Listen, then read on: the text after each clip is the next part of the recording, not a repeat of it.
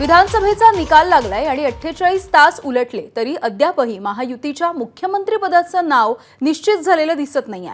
प्रचंड बहुमत मिळालं, मात्र त्यानंतर सुद्धा महायुतीकडून सत्ता स्थापनेच्या काहीही ठोस हालचाली दिसत नसल्यामुळे सत्ता स्थापनेसाठी महायुतीच्या समोर नेमक्या काय अडचणी आहेत असाही प्रश्न सध्या उपस्थित होतोय। आणि याविषयी बोलूयात, आमचे प्रतिनिधी गणेश ठाकूर आपल्या सोबत आहेत। गणेश, एकीकडे मुख्यमंत्री नेमकं कोण होणार याची चर्चा सुरू आहे, मात्र महायुतीचा जर विचार केला तर तितकी घाई त्यांना दिसत नाहीये। नेमकं काय प्रश्न आहेत, नेमक्या काय अडचणी आहेत त्यांच्या समोर?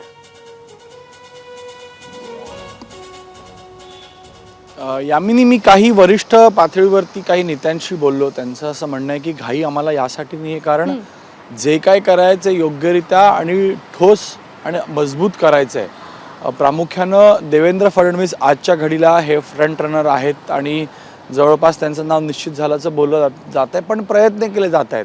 आता आपण शिंदे कॅम्पमध्ये बघितलं तर एक रेस्टलेसनेस आहे त्यांच्यामध्ये। आपण कालपासून पाहतोय रिॲक्शन्स येत आहेत, स्टेटमेंट्स येत आहेत। आज बिहार पॅटर्न त्यांच्यासमोर आणलं गेलं, म्हणून शिंदे गटाकडनं प्रामुख्यानं प्रयत्न सुरू आहेत आणि प्रयत्न यासाठी आहेत कारण CM असताना त्यांच्या नेतृत्वामध्ये महायुती निवडणूक लढली आणि जिंकली, आणि अशाही थिअरीज समोर येतात की त्यांना शब्द दिला होता, अडीच वर्ष, अशा अनेक थिअरी आहेत।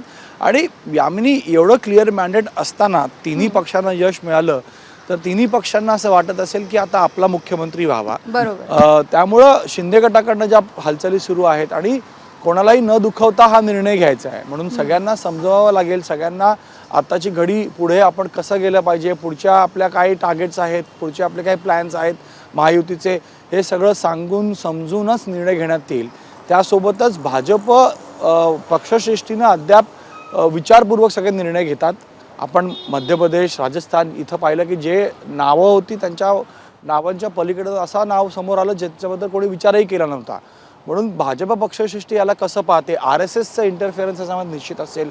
RSSने स्पष्ट केलेलं आहे की मुख्यमंत्री पदाचा निर्णय हा भाजपचा असेल, हिंदुत्व फक्त त्यांचा अजेंडा असणार आहे, पण RSSच्या पूर्ण ताकदीनं मेहनतीनं हा निर्णय आलेला आहे, म्हणून वेगवेगळे फॅक्टर्स आहेत, त्या फॅक्टर्सला पाहता हा निर्णय घेण्यात येणार आहे आणि यामुळे उशीर होतोय आणि घाई नाही आहे। म्हणजे आता केअरटेकर मुख्यमंत्री नेमला जाऊ शकतो आणि घाई कशाला करायची।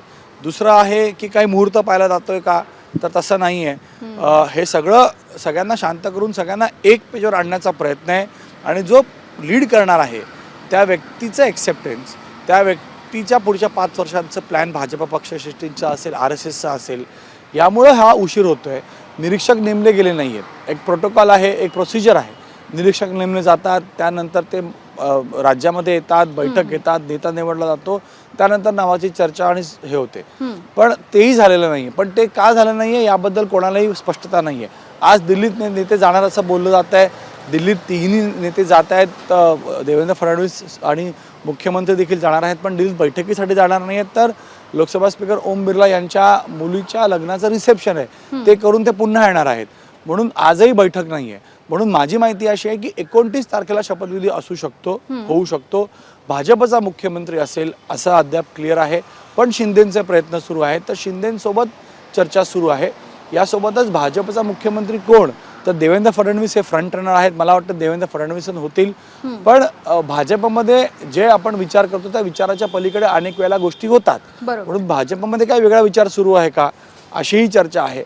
पण देवेंद्र फडणवीसांच्या नावावरती जवळपास शिक्कामोर्तब झाल्याचं बोललं जात आहे। उशीर का होतोय ह्याचं खरं उत्तर अद्याप कोणी समोर दिलेलं नाही, पण ह्या चर्चांना, या घडामोडींना वेळ लागणार आणि यासाठीच हा उशीर होतोय, विलंब होतोय असं बोललं जात आहे।